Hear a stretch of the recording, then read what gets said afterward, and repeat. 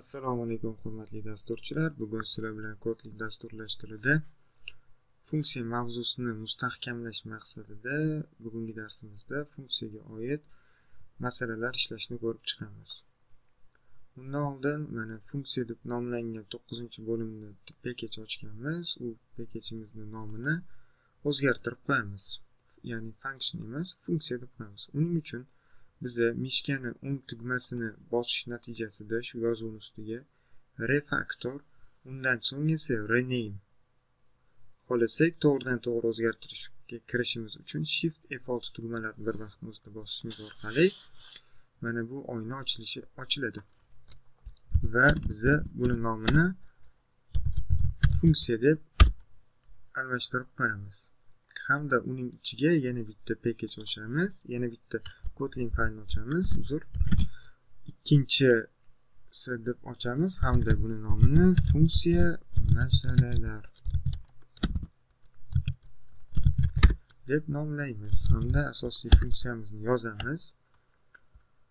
Xohlasak funksiyani mana pastga yozib turib asosiy main funksiyasini tepaga yozishimiz mumkin. Xohlasak asosiy main funksiyasini pastga yozib turib biza yozmoqchi bo'lgan funksiyani esa tepaga yozishimiz ham mumkin.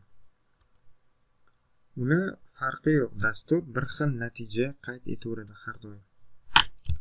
Hozircha biza boshlang'ich holatda turib tursin, chunki chalg'ib ketmasligimiz maqsadida biza pastga yozib turamiz.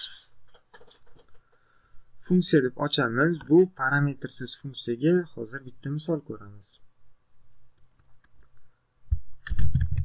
Parametrsiz deb turaylik buning funksiyaning nomini hamda parametrsiz bo'lgani uchun qavsning ichiga hech narsa yozmaymiz hamda figurni qavs ochib enter tugmasini bosamiz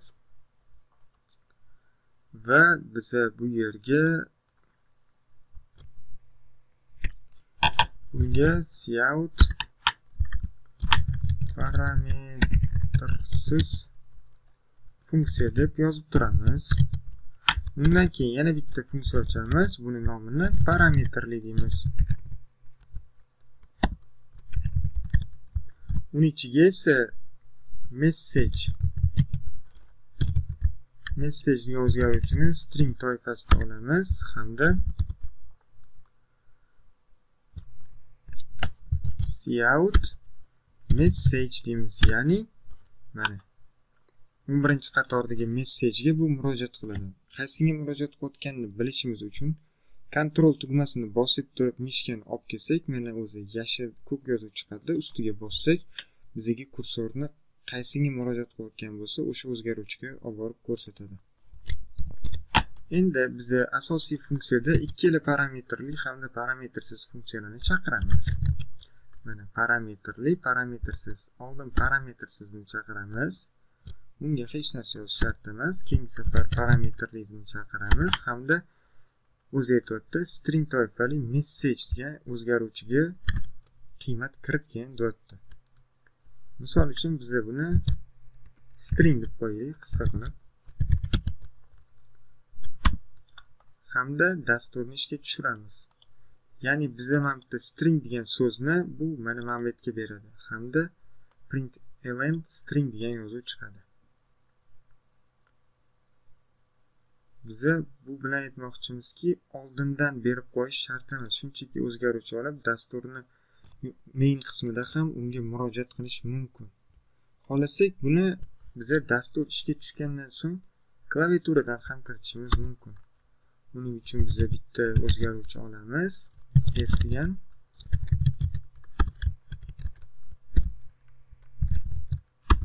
string toifali o'zgaruvchi hamda uni parametrli deb turib s degan o'zgaruvchini shunga beraveramiz. Dasturni ishga tushiramiz. Birinchi holatda bu parametrsiz funksiya ishga tushib, mana parametrsiz funksiya degan yozuv chiqadi va undan so'ng esa klaviaturadan ma'lumot kiritishimizni so'raydi. Biz shu yerga nom berib qo'yamiz. String toifali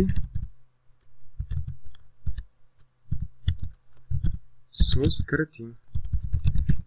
Biroz so'z kiriting deb qo'ya qolaylik.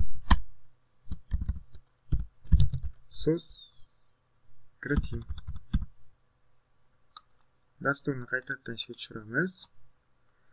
Stop and return. Hamda mana parametrsiz funksiya degan yozuv chiqadi, hamda string toifali bitta so'z kiriting degan yozuv chiqyapti. Biza unga misol uchun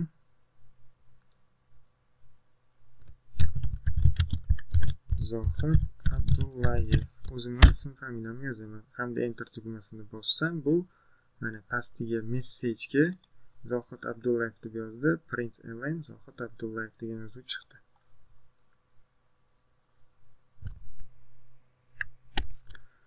Bu yerda faqat string toifadagi so'zni ko'rdik. Xohlasak uni son ko'rinishda, ya'ni int ko'rinishda ham yoki float, double ko'rinishda ham ishlatishimiz mumkin. Uning uchun biza yana bitta funksiya ochamiz. Funksiyaga nom beramiz. Nom berayotgan paytda deylik, misol uchun birdan ortiq so'zlarni, ya'ni ikkita, uchta so'zni bir-biriga qo'shib yozmoqchi bo'lsak, hozir mana shu funksiyaning nomini misol uchun parametrli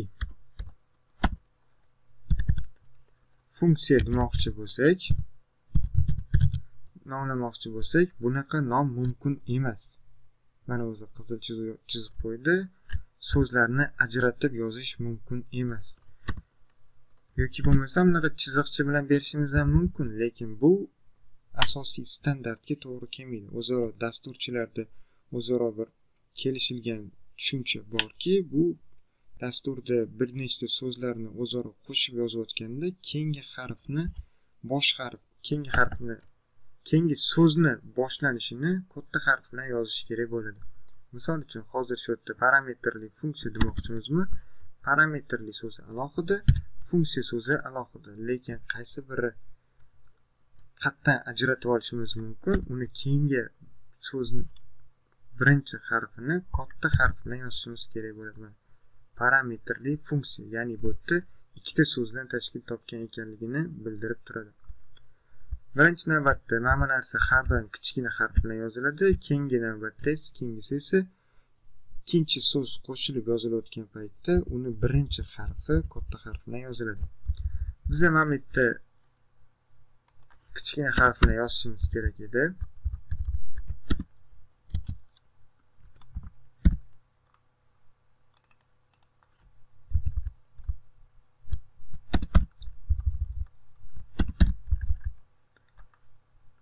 Mana parametrli funksiya deb yozganimizda bu camel case asosida yozilgan hisoblanadi. Buni ichiga endi biza yuqorida aytib o'tganimizdek int toifali bitta o'zgaruvchi olamiz. A degan o'zgaruvchini int toifada ochamiz. Hamda biza uni ijod qilamizki A ni, ya'ni A ga murojaat qilyapti. Tepaga chiqamiz. A ga ham bitta o'zgaruvchi. Oldindan uni ham xuddi shunaqa qilib yozib qo'yishimiz mumkin. Shunchaki berib parametrli funksiya deb turib, unga oldindan qiymat berib qo'yishimiz mumkin. Deylik 3 degan sonni berib qo'yishimiz mumkin. Hamda dasturni ishga tushirsak, bu yerda 3 ta funksiyani mana 3 xil qiymatlari kelib chiqadi. Parametrsiz funksiya, so'z kiriting. Misol uchun Kotlin loadling bo'lib qoldi. Loadling hamda 3 so'zlar, 3 sonlari kelib chiqdi. Xuddi shu ko'rinishda buni oldindan bu yoqqa bermasdan turib, dastur ishga tushgandan keyin klaviaturadan ham kiritishimiz mumkin. Var a deb turib, readline to int a degan o'zgaruvchini berib qo'yamiz. Val bo'ladi bu yerda. Hamda dasturni ishga tushiramiz. Mana parametrsiz funksiya qismiga so'z kiritamiz. Mana birinchisi to'g'ridan to'g'ri ishladi. Parametrsiz funksiya. Ikkinchi funksiyamiz ishlayapti. So'z kiriting mana. Bu ikkinchi funksiyamiz ishlashi. Bu safar Kotlin deb yozamiz. Hamda uchinchisiga ham a degan o'zgaruvchini kiritishimizni so'rayapti. Unga deylik 10 sonini kiritamiz va 10 soni chiqdi. Kiritgan sonimiz chiqdi. Shu bilan bugungi parametrsiz hamda parametrlarga oid kichkina masalalar ko'rdik. Keyingi darsimizda bundan boshqa masalalar ko'ramiz. Bugungi darsimiz shu bilan o'z nihoyasiga yetdi.